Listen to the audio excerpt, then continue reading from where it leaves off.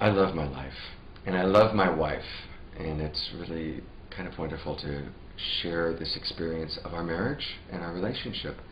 And we do this through the workshops that we teach together, and it's a constant practice. There's so much I learn in my relationship with Gabriele that I then love to share with my friends, with my clients, and at the workshops that I teach. So we thought it would be kind of fun and interesting for us to share with you, kind of honestly and authentically, some of the tools that we've developed in practice and some of the ways that we have really benefited from compassionate communication.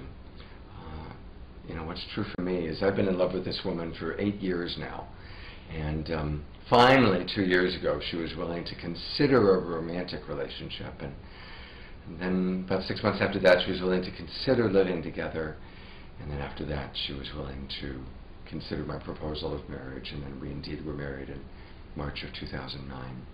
We say we got married because we were married in Maui. And so we'll share with you some of the tools and some of the things that we've learned that we practice in our life and in our daily relationship. Something that you'd like to share with people that comes to your mind. Well, I'd like to say that this is for sure the most deep and profound, most loving relationship that I've ever shared with a man or a woman. And since Scott and I have known each other for that long, I have seen him embarking on the path of compassionate communication, and he's done it with so much passion and compassion. You've always had a beautiful heart, and the compassionate communication really helped that heart to blossom and also to be able to share it in a clear, understandable language. So we were able to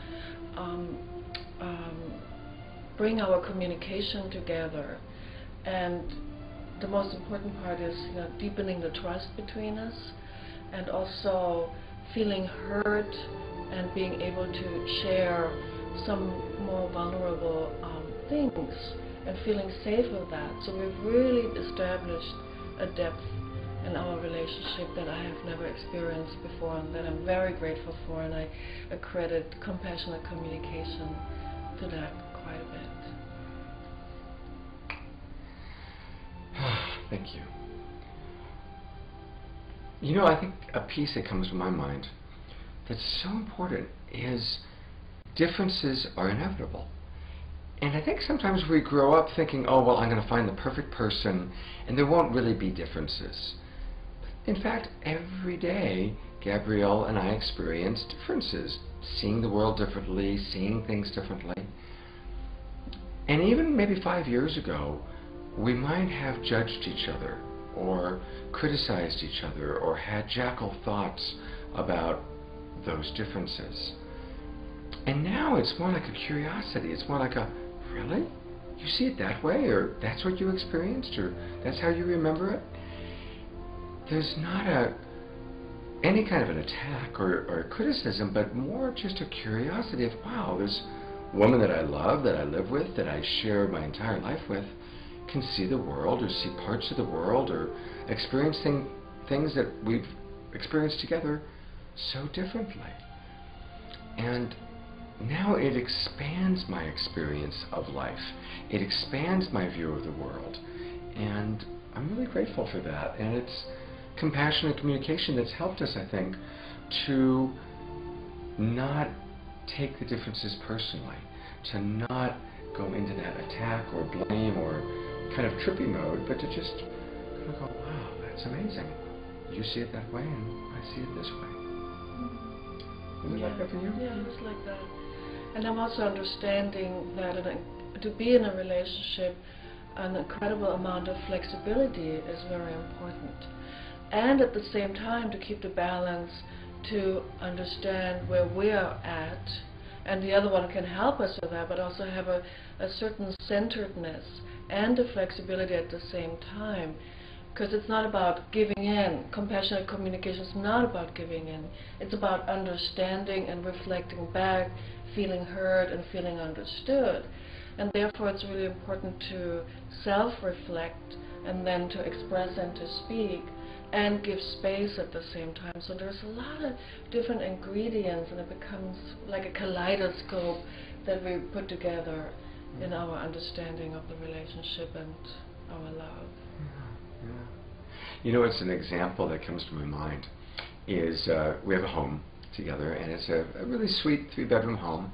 And Suchi is beautiful with creating a home, and so her nickname is Suchi.